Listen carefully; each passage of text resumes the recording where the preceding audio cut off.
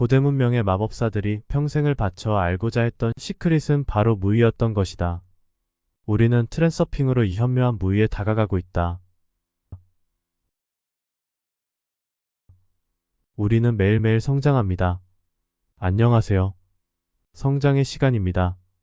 오늘은 지난 시간에 이어 러시아판 시크릿이라 불리는 책 바딤 젤란드의 리얼리티 트랜서핑 2권에 대해 얘기해보겠습니다. 2권에서도 1권에서 얘기한 것처럼 펜듈럼에 낚이지 않는 것이라든지 과도한 중요성을 부과하지 않는 것 등을 저자는 여전히 강조하고 있는데요. 동시에 성공의 물결로 올라타기 위한 보다 구체적이고 다양한 방법을 제시하고 있습니다. 그중 주요한 내용 몇 가지를 살펴보겠습니다. 먼저 뭔가 비슷한 듯 다른 욕망과 의도에 대한 것입니다. 저자는 욕망을 버리고 순수한 의도로서 목표를 실현하라고 말합니다. 욕망은 목표 그 자체를 지향하지만 의도는 그 목표에 다다르는 과정을 지향하는데요.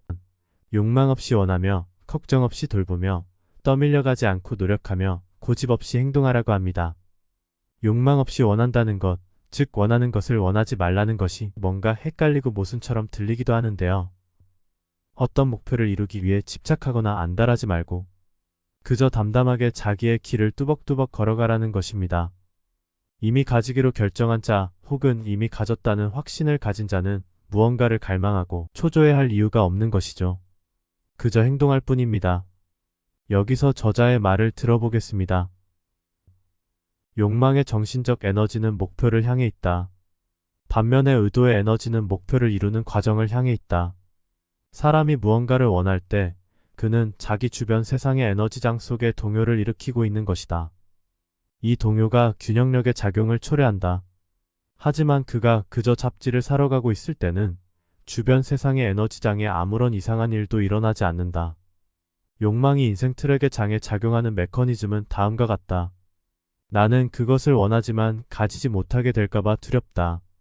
그래서 나는 실패의 경우를 생각하고 있고 시나리오의 실패가 포함되어 있는 인생 트랙의 주파수로 에너지를 방사한다.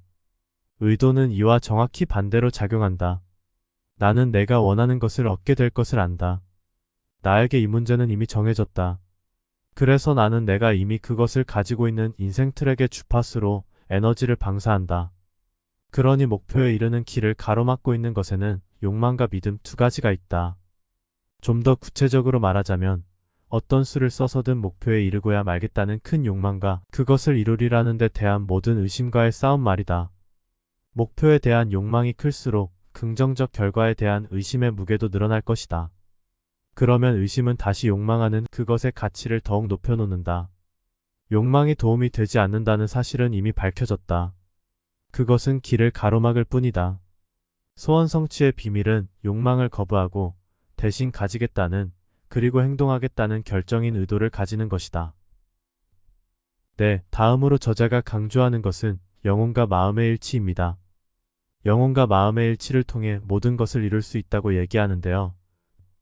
저자는 편의상 의식과 관계된 모든 것을 마음이라 칭하고 무의식 또는 잠재의식과 관계된 모든 것을 영혼이라 칭합니다.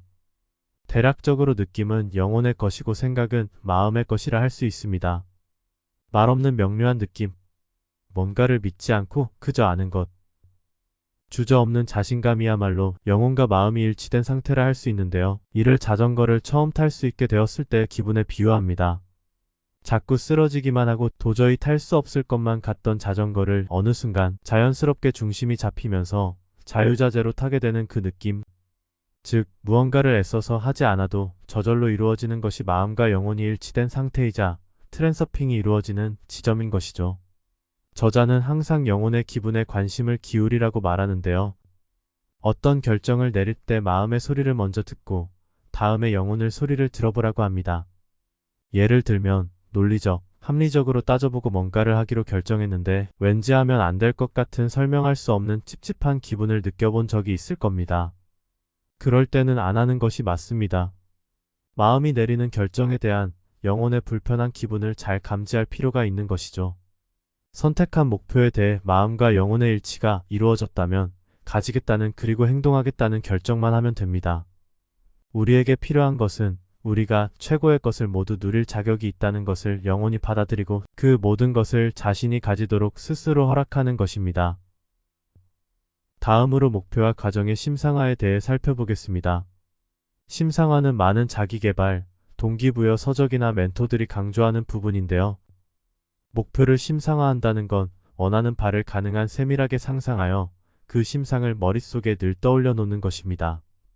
이때 심상화한 것을 단순히 관객처럼 보기만 할 것이 아니라 그 속에 참여하고 있어야 합니다.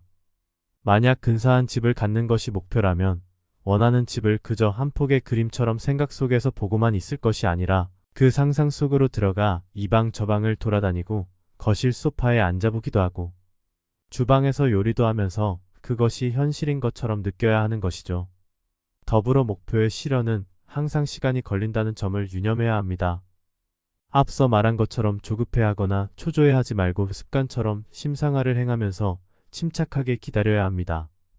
목표를 심상화함과 동시에 과정의 심상화도 필요합니다. 여기에서 과정의 심상화란 다소 멀리 떨어져 있는 목표에 대한 전 과정을 심상화하는 것이 아닙니다.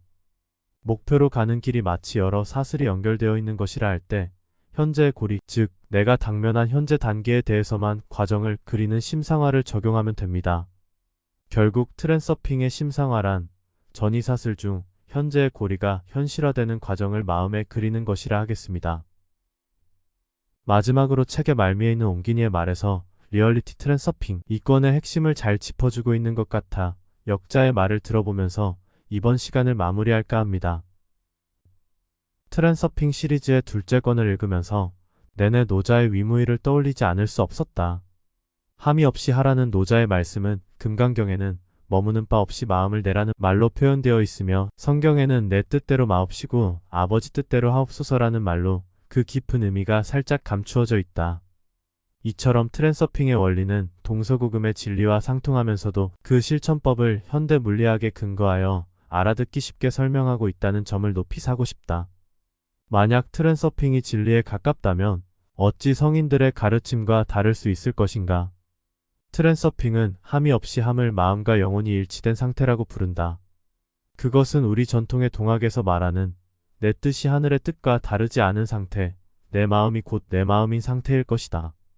가장 단순하면서도 강력한 창조력을 발휘하는 행위가 바로 이것이다. 고대 문명의 마법사들이 평생을 바쳐 알고자 했던 시크릿은 바로 무의였던 것이다. 우리는 트랜서핑으로 이 현묘한 무의에 다가가고 있다. 네, 여기까지 성장의 시간이었습니다. 감사합니다.